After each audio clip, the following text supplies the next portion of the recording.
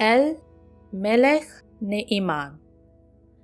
שמע ישראל, אדוני אלוהינו, אדוני אחד.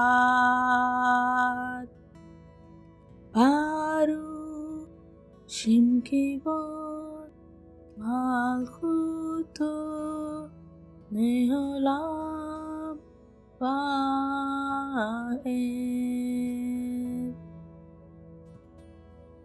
ואהבת את אדוני אלוהיך בכל לבבך ובכל נפשך ובכל מאודיך.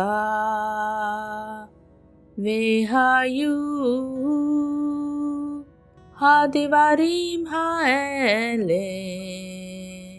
אשר אנוכי מצווך היום על לבבך,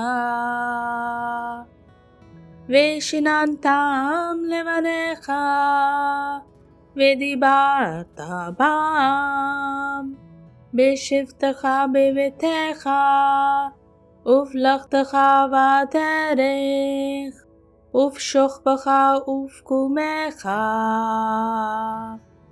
וקשרתם לאות על ידיך, והיו לטוטפות בין עיניך, וכתבתם על מזוזות ביתך ובשעריך.